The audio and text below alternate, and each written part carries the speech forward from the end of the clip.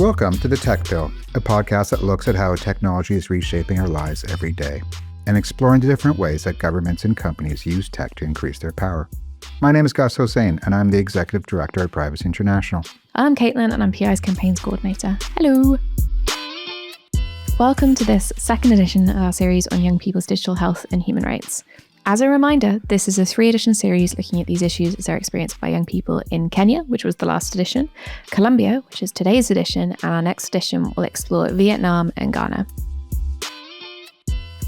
In this digital health and rights project, researchers engaged with community advisory teams, or CATs, including young people living with and affected by HIV and other marginalized communities. We're so grateful that we were able to be a part of this project and to be able to speak with these guests that we have for these editions, because we get to learn from these people's experiences. You know, rather than us just arguing about what we think is important, we get to hear what matters to the people they engaged with, to the people in communities, and listening to their concerns and to see whether our own work resonates with them. So today, we're so fortunate to engage with two guests who work at one of my favorite organizations called Fundación Karisma, based in Colombia. We've been working with Karisma, for over 10 years now, exploring a huge variety of issues, whether secret mass surveillance programs run by the Colombian government, enabled by the US government, or we spoke to Karisma on this podcast around COVID.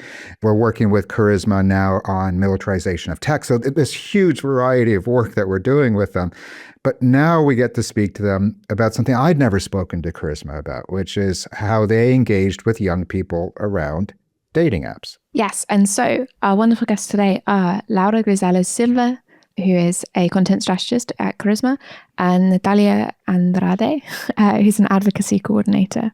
You'll hear how they navigated the challenge of bringing people on a journey to consider their digital security, the data ecosystem, surveillance capitalism, kind of through the lens of an exploration of popular dating apps in Colombia. And what I loved about what they have done and what Karisma did on this project is that they engaged deeply with young people. And these people explained how and why they share their information, what their actual concerns are as they engage more deeply with data issues, when and how they first began to feel concerns, and how that discomfort sets in and exhibits itself. So for instance, you'll hear Laura and Natalia easily weave in these concepts of exploitation and autonomy, not in academic terms or in dry legal terms that we use in some of our filings, but they use it as terms with meaning to people as they were explained to what they're concerned about.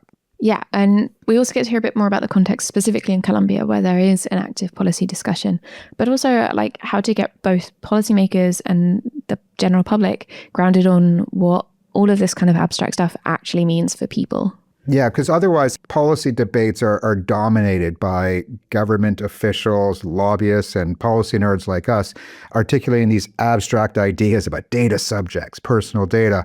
And so it's really nice to hear a much more human approach to these, what are otherwise dry legal concepts. But having said that, you'll also hear us as hosts being awkward, and I'll admit a tiny bit cringy, as we have to learn about dating apps. As we explore the two main apps that were used in the study in Colombia, being the most commonly used apps in the LGBTQ plus community in Colombia, and they were Badoo, which is owned by Bumble Incorporated, and Grindr. Yes, you'll hear both Gus and I flex on the fact that neither of us have been on dating apps from my perspective, for a long time. And I think probably from Gus's perspective, never. I don't even know what they look like, you know. A weird flex, but nonetheless a flex. But yeah, enjoy listening.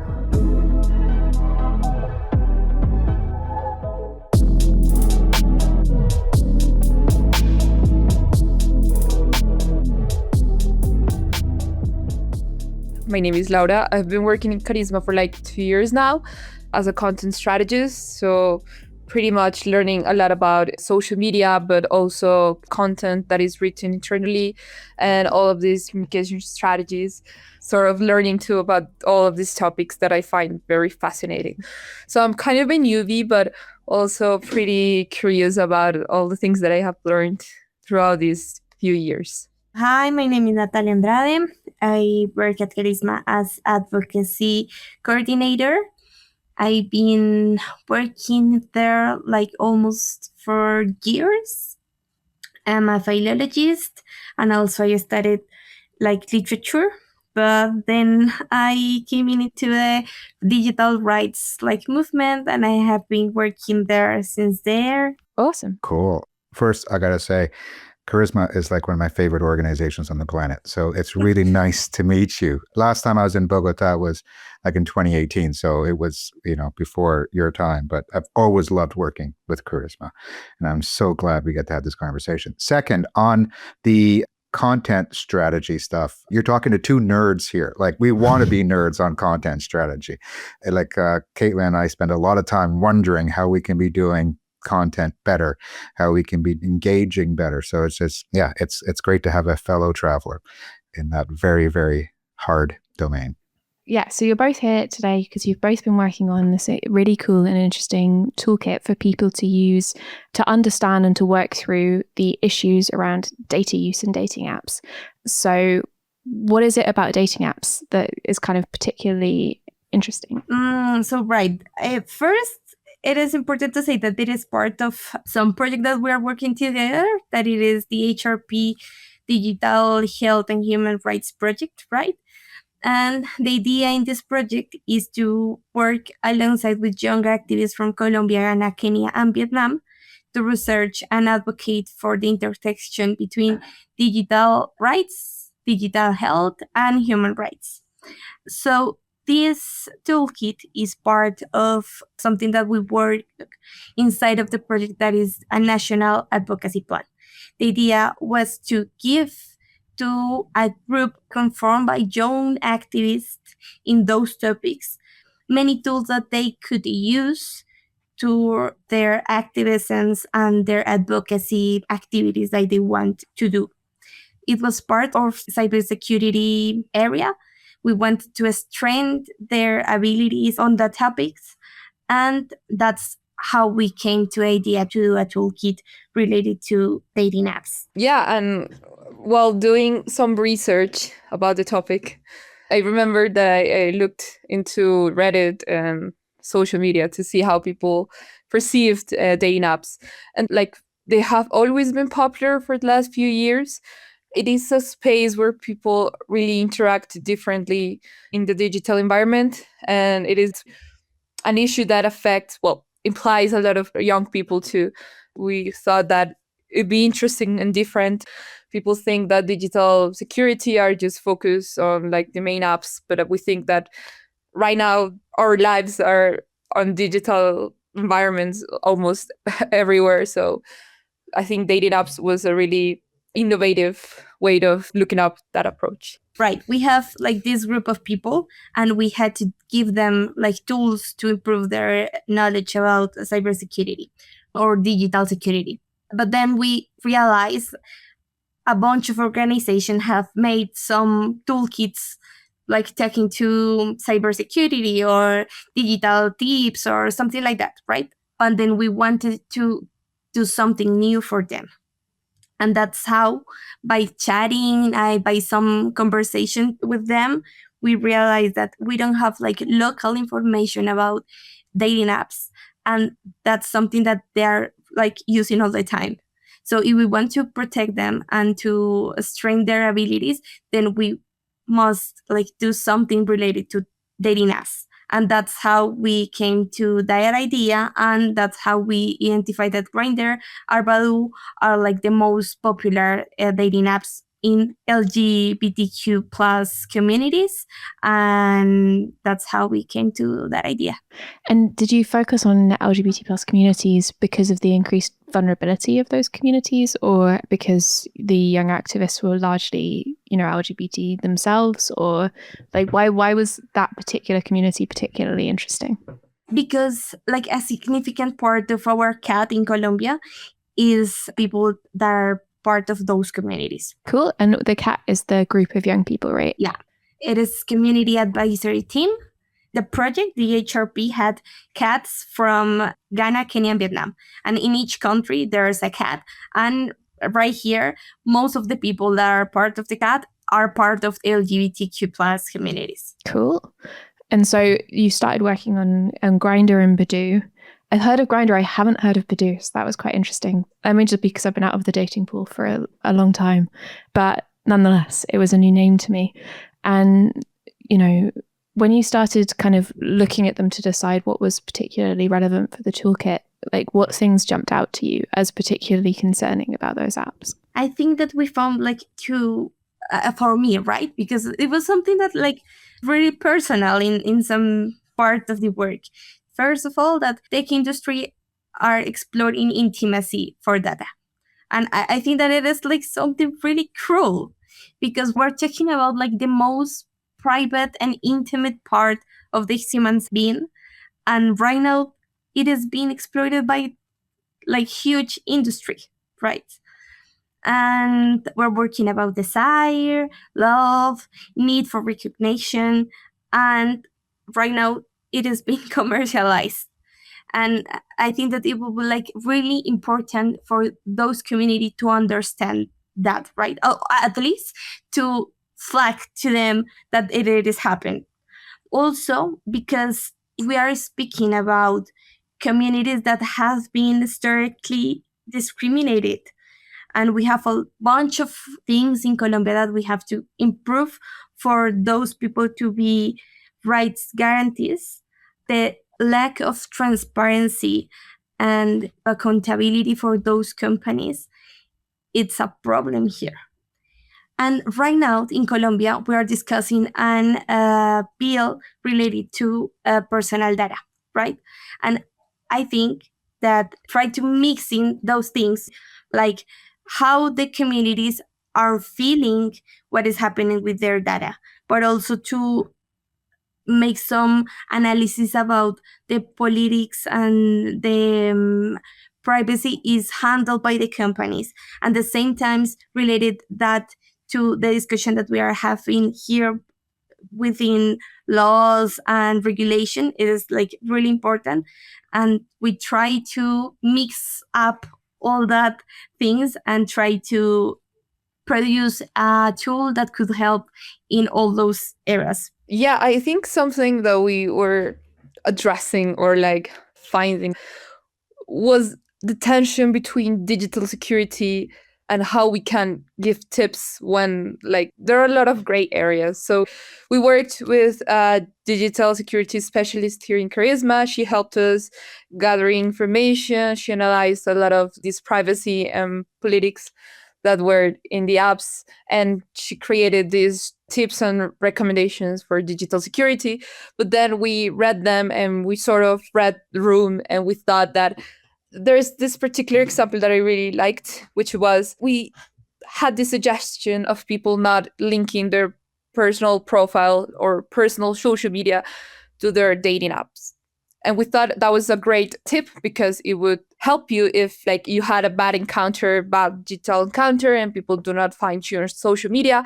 And yeah, I mean, like on paper, it sounds good, but there's also this other part of the situation where you might need some security or you need to know that the person that you're seeing is real. And like that digital encounter can then become a personal or a physical encounter. So having your social media linked can give you this sort of tranquility or like this sensation that you're talking to a real person. So that was the tension. And we found a lot of tensions like that. And I think you could say the second finding was an approach to digital security that does not come from just the tips and we give you the tips and then you do whatever you want with it, but to understand the context and then sort of claim the autonomy that you have while using those apps.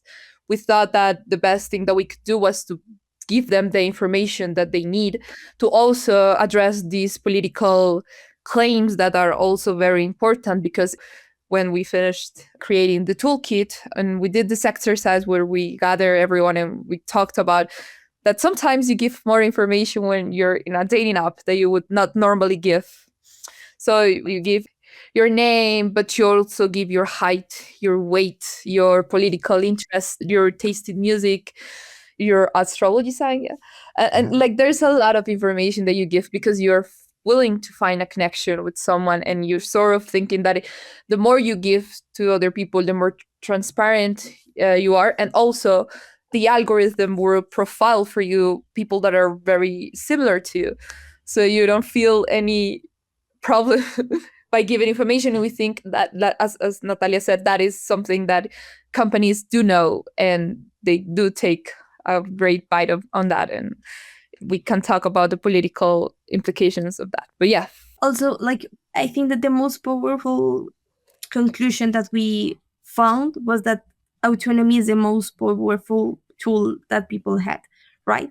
Then you have a bunch of recommendations, and then you can choose which fits the most accurate to your lifestyle. How do you use those apps, and how do you want to be like perceived, and what it is important to you, right? Because in some spaces that we have socialized in this tool, some people like they don't have problem if tech companies are monetizing their own data, right? And that's something that it happens. Some people don't find it problematic, but some people do. And then just by knowing what is the risk, and just by knowing what it is happening with your data, and you have the power to decide. And that's what we wanted to reflect on the Que Putería, that is the name in Spanish. I think it's a really interesting point, because when it comes to like app permissions, right?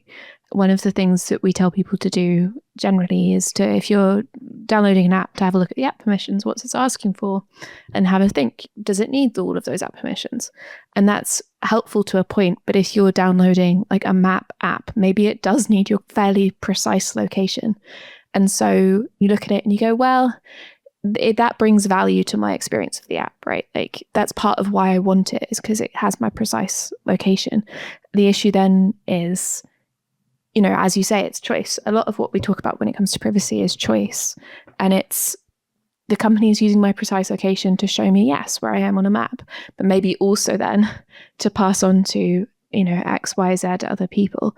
But a lot of the time one comes parceled with the other, and it's hard to understand, I think, as you rightly say, for a lot of people, what is the choice that it's available to them, and how is that data commercialized? As you say, some people, you're right, it doesn't bother that much at all. You know, what Google, for example, as probably the most famous map app, does or doesn't do with their location. Some people, it genuinely doesn't bother. But the reason I find the way that you approached this work so fascinating is because it was under the remit of a health project. And the reason that privacy plays itself out very differently in the health context is that in healthcare, whether you're the healthcare provider or the patient or the individual, you want to make sure that the relationship is trusting so that as much possible data can flow. You don't want a patient not telling a healthcare provider anything that's wrong with them. You want them to feel confident that they can speak freely and essentially have that autonomy and agency as part of that trusting process. And to some degree, I think a dating app is similar, where as you develop these relationships with individuals and this app comes in the middle of it, all the sharing of information and intimate information is part of that negotiation process that you have of developing that trusting relationship. But I love the way, Natalia, you put it, like you have this company in the middle exploiting that intimacy, that establishment of intimacy. And then you have the next layer of that, which is you don't really have a choice. You know, like we all know the name of Grindr because it is the dominant or one of the dominant apps. And if you want to be on that dating scene, it's not like you can pick and choose. There aren't those alternatives. And so this is why it's such a fascinating negotiation that people have to undertake, even though that they hold so little power in it. Did you find that people, when they were articulating concern, and we can't forget that often people don't articulate concern, when they were articulating concern, what kind of feelings came out? Was it like resignation? Oh, you know, I have to do this because it's what I want. I want these relationships, or I want to use this app, or like, what did you see or feel from people? I think that like the first feeling is to worry, right? because they realize that they do not understand quite good like the internal policy of the dating apps. We made such an interesting exercise is that we size how many pages they had to read in terms to understand what the intimacy and private policy had right there about. And we found that if you put like in a document one pages after another, then Yeah. how many meters do you have to read? And it was something like 60, right? Wow. And then what we had is like this tape that says "don't pass" or "danger Trespassing. right? And then we start making something that here we call like mandala, like a kind of activation inside of workshop or something like that.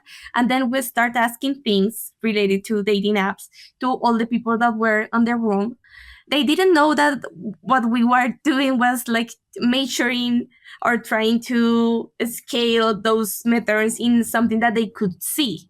But then we had like a mess, right? A mess of tape around. And it was like, I didn't know that I had to do all those readings to understand what is behind my dating app. And I think that is like the first thing that they feel is like to worry. And then something that is like, wow, now I realize that there's much more behind those apps. And then I understand that it is also a political discussion and not just like a commercial discussion or a technical discussion, but here it is politics, right? Yeah, I remembered with that exercise. We looked it up and it said it can take you up to 60 minutes to read all the terms and conditions of those apps. And we are not doing that. No. In Karisma, we have done this conversation around data in other topics, such as facial recognition so you can enter your house. Like we've done those discussions and we've seen that there's this group of people that are not really interested in that because they feel like that is a fair exchange for the experience. So yeah, I mean, if I have to give all my information, but the app is going to model their algorithm so I can find the perfect match, then I'll do it. I mean, I don't care. And there's these other people that are like their feelings and transparency towards certain things are different. We had people that were not bothered by sharing their weight, their height, some personal information that normally we would not share. They don't feel like that's a problem because we tend to think that the exchange is fair. And I think that's something that as Karisma, as people that are investigating the connections between companies, between apps, third parties, how they sell that data, how they like match your interests, but also the ads that you're receiving on your cell phone too. People do not tend to relate to that.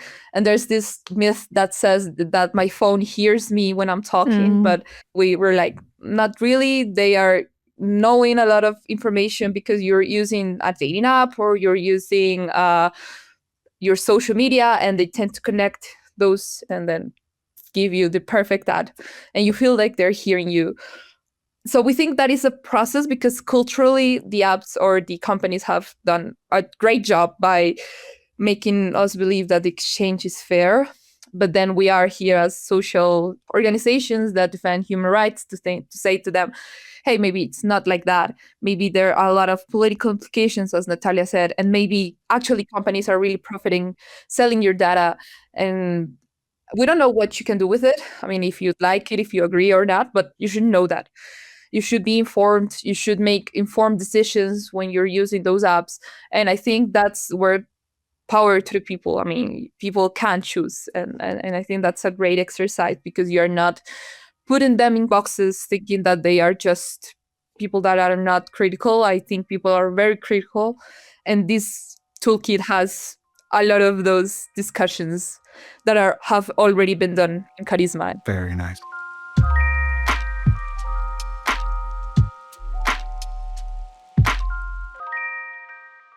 Can I step back for a second? And as Caitlin already admitted, and I'll admit as well, I haven't used a dating app. So When you use these apps, are there ads in the app? Or are we talking only about the fact that this data is sold on to third parties for then subsequent development of advertising? Both, right? Okay. I mean, the interface give you like commercials or some advertisement, and at the same time, they are selling by trackers those data to another companies to like make detailed profiling. And so we've talked a bit about the user experience, but as you say, a lot of it comes down to politics. Like, what is the kind of political overarching situation in Colombia when it comes to, as you say, the kind of lack of accountability for some of these apps and their choices? I can say that like in two ways. The first one is we put some example that people that have been sued, or to put some legal awareness or something like that. I mean, what we wanted to do is to show them that you can organize people to claim for transparency and accountability to tech company, right? That is one option. And the second one that it is like hard to link between is related to a local regulation or local policy. I mean, we need that these types of information and these types of reflections, worries, or things that we think that it is not quite good arrives to a Congress or arrives to the executive, so people can link how the problems get materialized in people's everyday lives. Yeah, I think you summed it up a bit. When we talk about data, people, and I include myself because I've been in this discussion for about 2 years, but people think that is like this cloud that does not have like a physical touch. You don't see it, you don't perceive it, and therefore you really don't understand the implications of sharing your data. And I think the political, I wouldn't say risk, but task is to sort of transform that thought and to make people understand that data is not a big cloud, but it is something concrete that can really affect your daily life, and that companies are making a lot of money, more than you can imagine. And that claims for transparency are not only for you to feel safe, but as something that is more for your community. And also, I don't know, I mean, like to bring this discussion to people in their daily lives. I think that's one of the tasks. And I think Natalia has summed it up very well, because she has worked with a lot of projects that have been in our Congress that are trying to modify this approach. And we try to give those discussions so they know that it is not that easy, and that there's a lot of factors that should be taken into account. Also, I think that another political decision is to decide to not be part of it, right? To say, now that I'm aware of all of these things, I decide that I don't want to use that kind of apps, right? And I think that is something that we have to like identify too, and it is a political decision too. I mean, I think the microphone is the ad listening to me example is always such a good one and such an interesting one, because I think when people have that thought, right, like, was my phone listening to me and the conversations that I have because it showed me this creepy ad, is when you can see it becoming at least somewhat more visible and like physical and visceral. And it's a conversation I've had so many times. So I'm like, well, it isn't at the moment, brackets, that may not always stay the same. But the bit that's harder to explain is the thing that means that it's creepier than you think it is the volume of data you've shared in many different places, even if it was a small innocuous piece of data at the time, has now been sold onto these third-party companies, or in and of themselves, companies like Google who collect it directly, who've aggregated it in such a way that you have ended up with this advert. And whether that's because you were talking to someone yesterday about toothbrushes, you were in the same room as that person Googled it, and you've ended up with the advert because you probably use a similar brand of toothbrush, like, or to much more complicated causal chains. Like, that is what's happening in a lot of cases. And I find that to be creepier than it's always listening to you.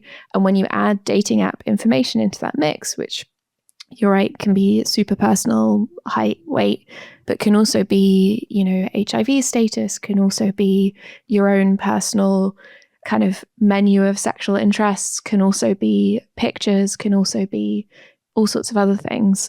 You can see how that information gets intensely creepy, especially when it's added to, your social media data, it's added to your browsing data, is added to your location data, is added to your map history, etc., etc., etc. And you end up with, this is a creepily prescient kind of, this is the perfect ad. That's weird. I mean, excuse me for my lack of knowledge, but what is the data protection kind of legal situation in Colombia? You guys have a data protection law, I'm pretty sure. But is it a good one? Is it a dubious one? Is it the law's good, but the enforcement is terrible, which I think is true of most places that have a data protection law? What's the kind of vibe? We have a data protection law, and I think it's a kind of a privilege in this part of the world. I mean, for example, 2 months ago, Paraguay was celebrating that they have the first one in their entire life, right? So it is not like something that is common in Latin America, right? Right now, we are having some discussions because I think that the law is not prepared for this moment of the history in which there are people exploiting data as it is happening right now, right? So I think that it is not like our strength topic also for Laura and for me, but right now it must be updated. And we are in the discussion of how it should be updated.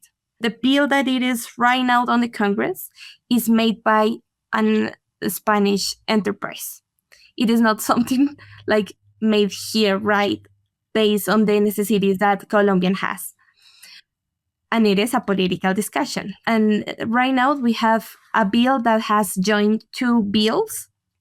One that came up from this Spanish company that I said, and the other one from the SIC, that is the institution in charge of protect and regulate commerce and industry, but they have some responsibilities in terms of consumers, and that's why they are in charge of data protection, right? And those bill has joined, and that's what we have right now. We have tried to advocate on that discussion, but Colombian politics moves so fast. And right now I'm not sure because the Congress is going to finish in 40 days or something like that. And it is probably that bill could not be approved until this Congress change. So data protection is the least sexy area of law. There's probably less sexy areas of law, but I probably haven't heard of them because they're that boring. But I think what's so useful when you do things like this toolkit, and when you think about kind of apps like dating apps, which are so embedded in a lot of people's lives, and as you kind of make people more aware of the ways in which their data moves and the ways it impacts them, is it brings that very, very boring kind of technocratic area of law into the more immediate things that do affect people's lives, right? And it does remind people that an aspect of protecting their human rights is, unfortunately for everyone, data protection rights, particularly online, particularly at this particular moment. And also particularly in this part of the world, because Colombia is not a huge market for those companies, tech companies. And that's why when it happens here, they don't care that much. And that's why in what it is happening right now in the world, we are trying to advocate more in the locally and not that much in the global forums or international right courts, because in Europe, these tech companies care much more those markets that this one here. And that represents some challenge for organizations like Karisma to make them pay in some way, right? Because it is not easy. They don't care about us. So that's why we need to be much more detailed in what our laws give them, the rules of the play rules. And it is like important. It is not the same for Latin American market that, for example, what it is happening in the United States or what happens in Europe. Like, it is different. It's interesting, and Caitlin's right that data protection law is boring, but when you do have a usable data protection law, that's when the conversation around safeguards begins. Like we did some research in advance of this podcast to find like in 2018, Grindr was forced to confirm that it had shared users' HIV status along with GPS location, email address, and phone ID with 2 third-party companies. In 2021, Grindr was fined by the Norwegian Data Protection Authority. And remember, Norway's a small country, but it's a wealthy country and a country with a regulator that takes its job relatively seriously. And they fined Grindr 6.5 million euros for sharing personal data with advertising companies without valid consent. In the UK, where data protection law is a bit of a let me just say it's a bit of a there was a case taken by more than 11,000 people who sued Grindr for sharing sensitive data, including HIV status, the use of drugs, and ethnic origin without consent. And then Badoo also faced a suit in the U.S. in Illinois, where there's a very specific and very powerful law in Illinois around biometrics. And Badoo, owned by Bumble, was fined $40 million for illegally collecting biometric facial data without consent. But it's worth noting, like when it comes to data protection fines, PI filed a case against an ad broker called Criteo in France. It was a data protection case. It was in 2018. It was the end of 2018 we filed this case. And they were fined 40 million euros, right, by the French data protection regulator. Sounds great, amazing, we won, lovely. Except they then have variously appealed the fine, etc., etc. And it's only this year that they've got told, yes, the 40 million euro fine's been upheld, you are going to have to pay it. And to my knowledge, they haven't paid it yet. And that is, 8 years on from the initial filing in 2018. And so even where data protection authorities arguably do their jobs, even where the data protection law is fairly strong theoretically, how much impact it has on a company can vary pretty wildly. How long it takes to have an impact on the company can vary pretty wildly. And I think one of the advantages outside of being a kind of almost like a local market for a lot of these apps, right? Like they care about the US because they often start in the US. They care about Europe because they often start in Europe, and because, you know, Europe's however many countries. But also they've had almost first mover advantage, Europe, when it comes to data protection regulation. And I think as more and more countries get data protection laws that are different and depend on the local constituency, and it becomes more and more complicated to comply across every single jurisdiction for these massive big tech kind of things, then I don't really know what's going to happen. It'll be interesting. And you would hope, what my hope would be is they'd pick the most protective standard and they would just have to follow that globally, because it would be surely the easiest thing to do. But I don't think that's going to happen. But it would be nice if it did. But I don't think that's going to happen. Maybe I'm kind of skeptical to think that like a common law could be used around the world, because each country and how they have relationships between the companies, for example, it is quite different.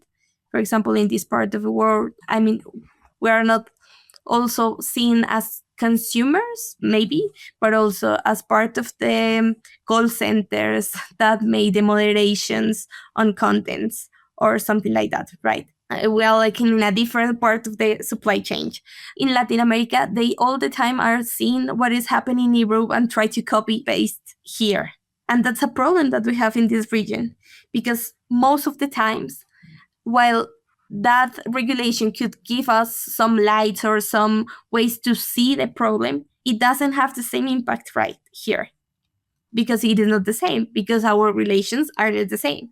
So what I think, we have to keep discussing about accountability, but at the same time, we need that citizens and people from different communities understand this discussion, because that's how I think we can generate some kind of political pressure to our local authorities to make laws and regulations that fits our necessities. When you were talking, I remembered that last year our team did a research on this company called WordCoin that came to Colombia, and they offered people like the exchange rate, but it wasn't that much in Bitcoin. 100 points or something like that. It was nothing. It was nothing for their biometrical.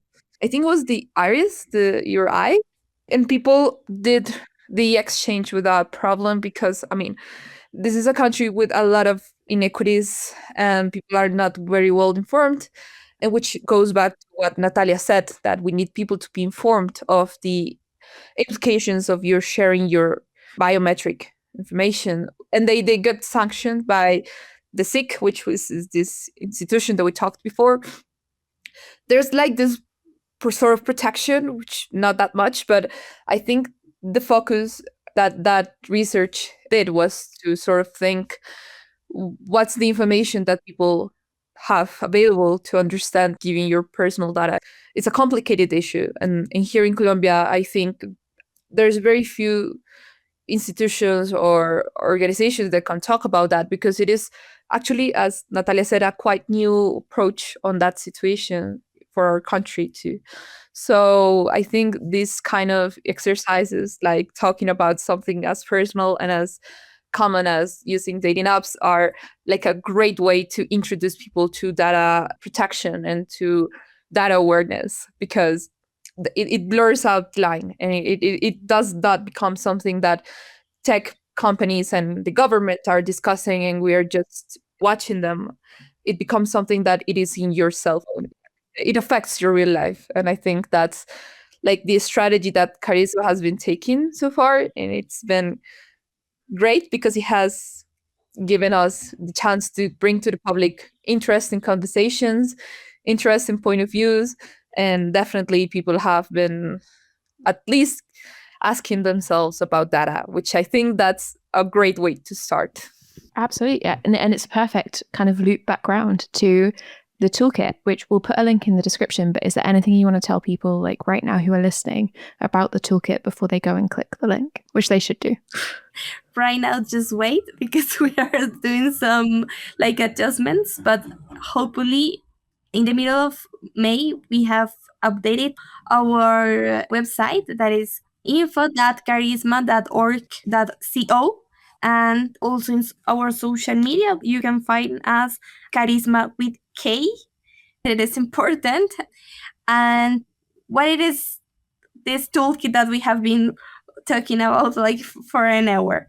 It is something that we call que puteria, that it is like polysemic in Spanish. It is something like really, really hard to translate. I tried, but I don't think that I could find some proper translation, because it's kind of a slang, right? Oh, cool. But the two meanings that has that word is, the first one is something that we say que puteria when we found something that like is really interesting, that I really like something really cool.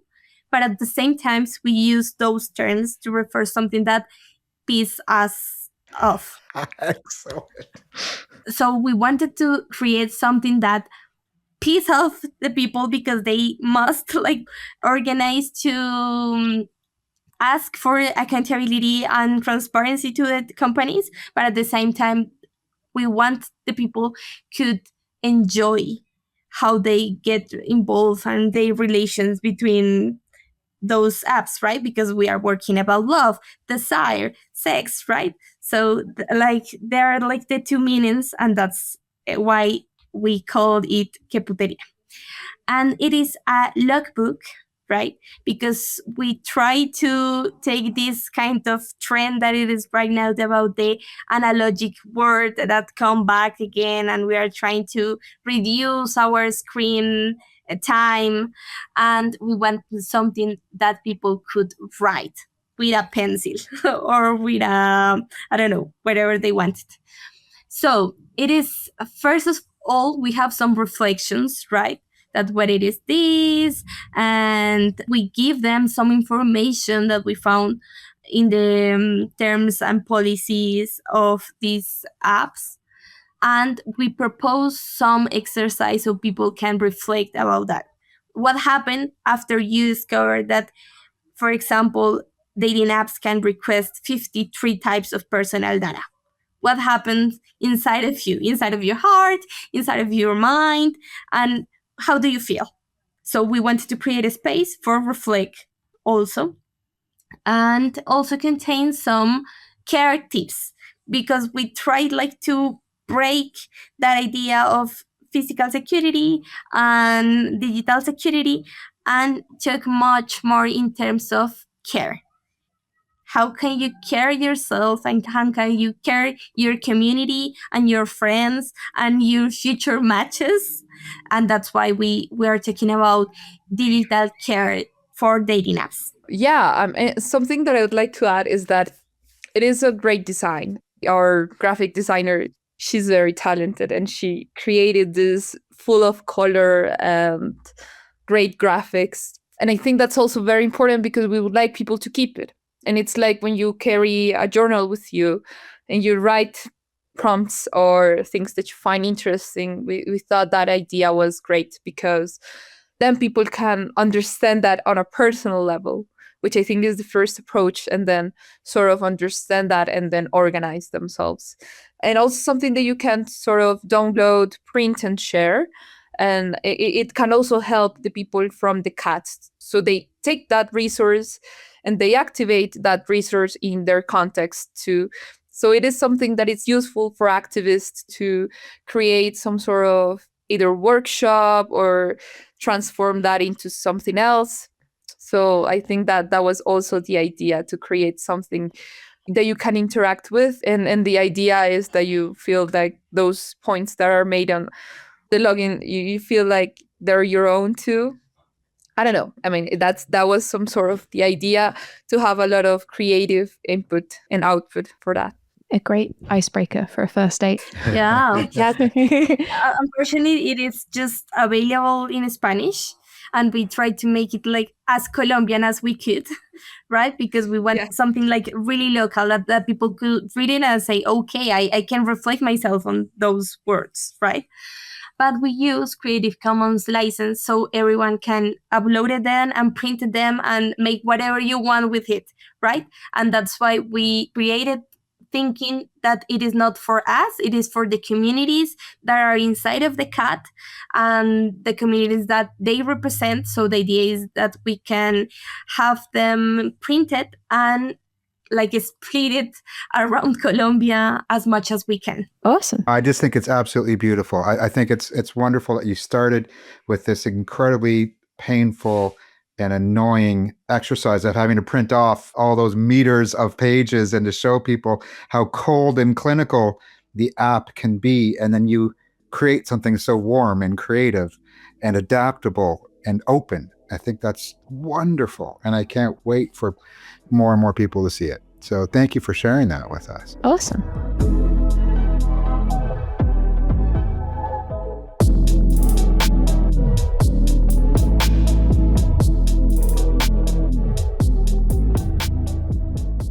It was great to hear from them. It was really fun to talk to them. And if you want to find their toolkit and you speak Spanish, or you're happy to do what I did, which was to copy each line into DeepL, other sketchy online translators exist, then you can find it in the link in the description.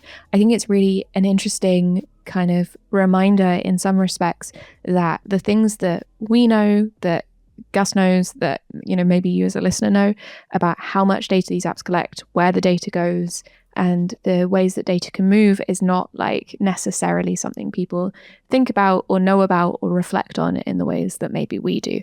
And so it was really interesting to chat to them about how they design this toolkit and the ways in which it works as a log for people to explore their kind of reaction to learning that information. Like, I absolutely also loved some of those one-liners, like killer one-liners that they came up with in the interview. Like this one about how the most private and intimate part of our lives is dating, and it is being exploited by a huge industry.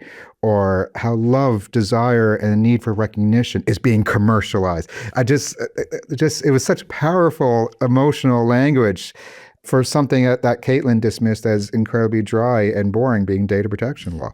So I'm totally stealing that for the future. I think I need to rescue my reputation on this. I think law is boring. I think the details of data protection law are understandably dry, and people look at them and go, because I look at them and I go, and I kind of go whining to our lawyers like, what does this mean? Please help me. Because law, for good or for ill, is very specific and dry and uses its own language in a way that I find intensely boring. But the principles have come to define so much of our lives, right? Like data protection law is one thing, data protection and privacy and these principles I don't think are boring. I think they're central to the way that we have to live our lives. But the law is boring. If anyone who's read a law and anyone who's read a data protection law, I think can attest to this fact that it is very, very dull. It's a dull experience to do, is to sit down and read a law.